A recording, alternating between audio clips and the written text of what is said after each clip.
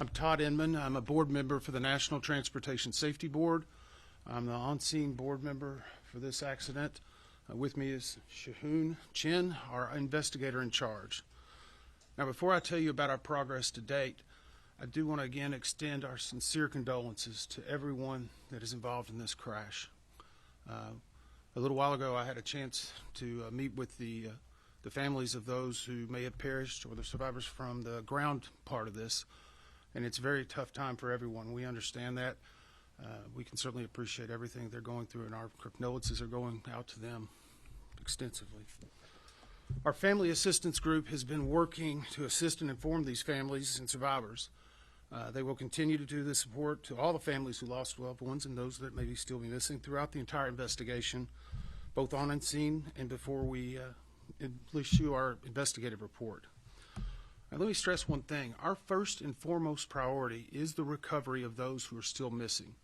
This investigation is not impeding that in any way. They deserve to be treated with dignity and with the respect that they've earned. We are working very closely with the local authorities to make sure that if there's any identification of a survivor or recovery of remains, anything like that, that is the first thing that takes priority. And so I think it's important that we understand that. I also want to point out the coordination that we've had with the Louisville and the state EMA directors. Their work has been extraordinary, especially as we continue on into day 3 of this investigation. The Louisville EMA director has been a great asset to us and to everyone, and is diligently working to make sure we can bring closure to as many people as possible. It's been a very active response. Today is our first day fully of being able to investigate. So I'd like to also tell you a little bit about what we call the party process. This has been in place with the NTSB for approximately 30 years, and we offer this party status to those companies, government officials, agencies, and associations that have employees or activities that were involved in the accident and crash, and that they can bring technical expertise to help us understand it. In our organizational meeting, which occurred last night, we wrapped up at about 9:30 last night. In fact, the teams actually continued to meet after that for several hours. We named the following parties to this investigation: the Federal Aviation Authority, United Parcel Service, the Independent Pilots Association, sometimes referred to as IPA, the Teamsters Union, which represents the mechanics for UPS, Boeing Corporation, which is the now manufacturer of the aircraft after a consolidation with McDonnell Douglas, and GE Aircraft Engines. Now, the NTSB has put together a multidisciplinary team, and I mentioned yesterday the different groups that we put together. And so we have actually brought in additional specialists. Right now, the NTSB team is over 30 individuals. We've brought in additional vehicle performance specialists and a materials engineer. And of course, they are being supported by dozens of individuals in Washington, D.C. and elsewhere in the country. We have no issue bringing any resource that we need to make sure we have the right people in place while we are on the ground here. Now, we have received preliminary flight data information. This would be commonly referred to as ADSB. These data points that were provided by the FAA showed the aircraft for the last reporting time was at 475 feet of altitude, traveling at a speed of 183 knots. This data point was collected at 5:13 and 32 seconds Eastern Standard Time on the night of the accident.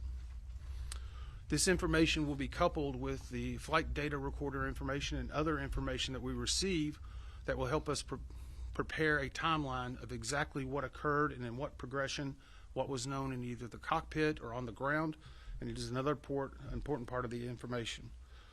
Yesterday, we also did what was called a FOD walk. This is a foreign object debris. This FOD walk occurred on runways 17 left, or L, and 17 right, or R. During the FOD walk on 17R, we found multiple pieces of engine fan blades, along with the main component of the engine of the number 1 engine, which is on the left side of the aircraft. We have transferred all of those to a secured location for further examination. and we'll be using that to further analyze any mechanical aspects. And I mentioned yesterday we had recovered the flight data recorder and the cockpit voice recorder, often referred to as the FDR and the CVR. Last night, one of our recorder specialists flew overnight with that recorder, immediately went to the NTSB headquarters where we have a recorder's laboratory, and extracted the data from both the FDR and the CVR. We consider this a good extraction with good data points, which means that we will have even more information to help paint a comprehensive picture. So with that, I'd like to introduce Shahoon, who can give you a few specific pieces of information regarding the flight data recorder.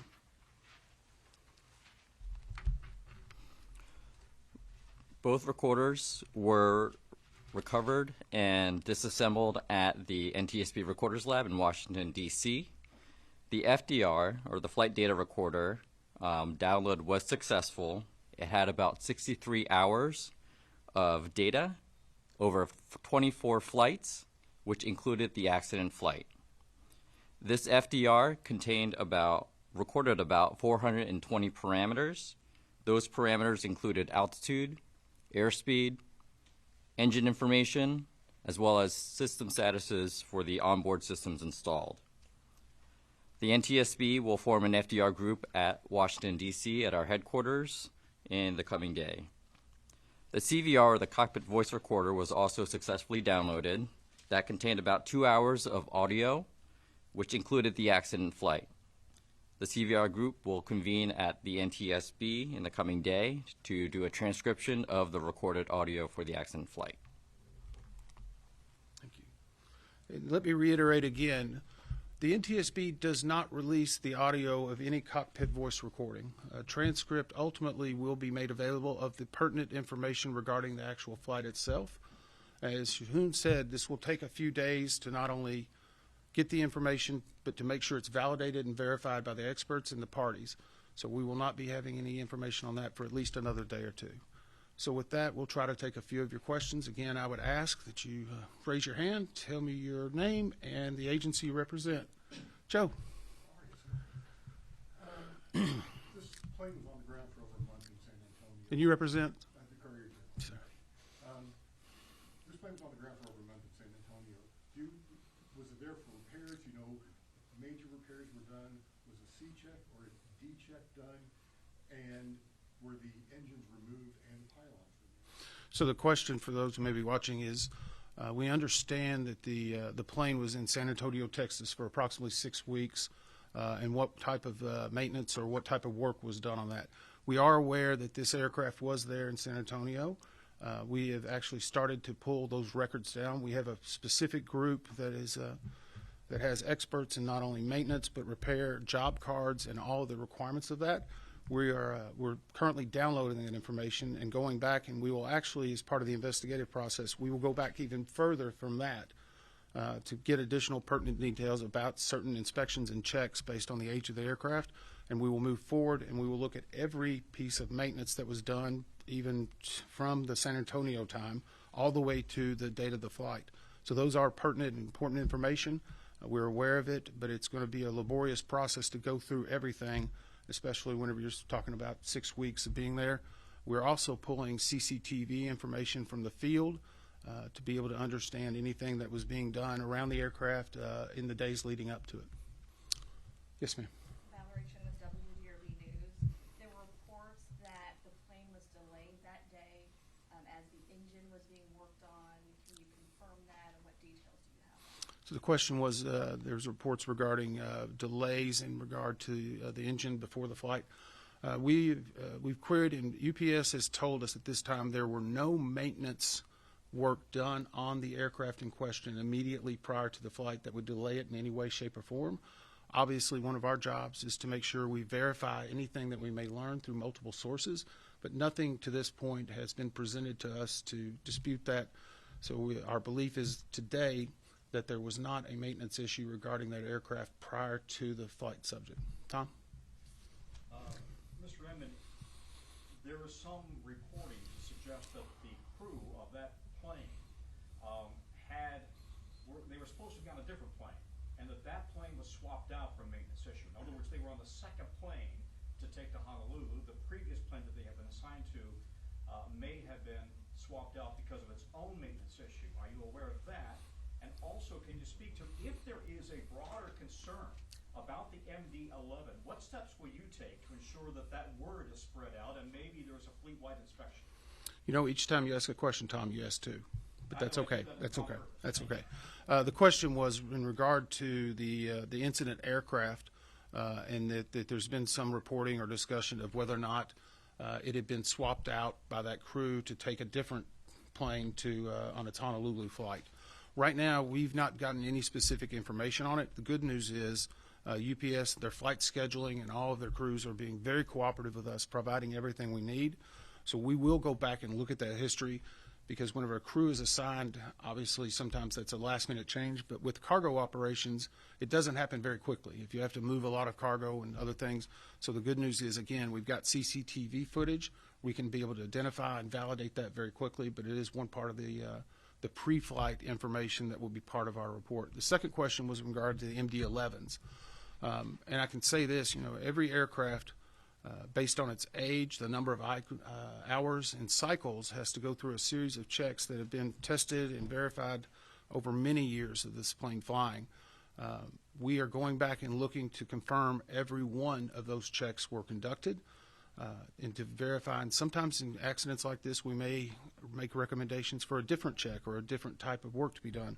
But the most important thing I can stress to you, we have no problem or concern if we find something that is of life safety or that is urgent, of making an urgent recommendation. To date, we have not found anything that would indicate we need to take that action, but we have no problem making that recommendation immediately when we find information that could help the traveling public and make them safer. Yes, ma'am. Alexis Matthews, WLKY News. As far as your investigation and prioritizing those people who are unaccounted for right now, do you treat the plane victims and the victims on the ground the same in your investigation, or are they classified differently? So the question is in regard to the plane victims and the victims on the ground. Let me again stress, we are not involved with the coroner's operation, the medical examiner, or the emergency management association. Sometimes in the course of the way we brief families, we may conduct separate briefings just because they have a different set of questions and concerns and issues. As I said earlier, earlier today, I briefed the families of those who were on the ground. There were approximately 50, 60 people. It's a tough situation. It's hard. Their main issue is, where's my loved one? Because right now no one's been identified. After this conference, I will be briefing the families of those that were on the plane itself. So the only real differentiation for us is how they receive the information, which may be pertinent to what they need, especially in the early days of an investigation. Yes, sir. Two more questions, please. Conrad Delush with WHAS. As part of the investigation into this, is there going to be an attempt to reconstruct the entire plane, or even just the left wing where the engine fell off? So the question was, will there be an effort to reconstruct the entire plane or just the engine? It depends on what we need to do. Right now, we're recovering still a lot of debris. I was at the incident location today and spent several hours walking, and you can very clearly see a path, if you will, from where the airport was and to where the debris field is. And you can kind of see it aerially, but whenever you're standing there, you can see burnt trees. You can see molten. While we were there, we actually, one of the other engines was very prominently positioned, but it's a large item that'll need crane work to be able to bring in. As I said earlier, the number one engine on the left side, we have already retrieved and put it into a secured location. We will do everything we need to find out what happened and to figure out how to keep it from happening again. We have no problem if we need to. We've reconstructed entire planes that were in the ocean before. The main thing is that we understand this and get answers. One more question. Tom Hanson with CBS News. First of all, Chris Van Cleve sends his regards. I just want to circle back to the history of repairs. I know that you guys are downloading that. You are sifting through that history. We've seen reports that it needed repairs on one of its fuel tanks and on a rusted part of the plane. How confident are investigators that those repairs satisfy the safety criteria for this plane to fly? So the question was regarding some reports that possible needed repairs that were done. every aircraft operates with what in an airline, such as UPS, operates with what they call a minimum equipment or minimum requirements. The parameters can change based upon what the necessity is, because sometimes you can have something that maybe a light is out and it's still safe to fly.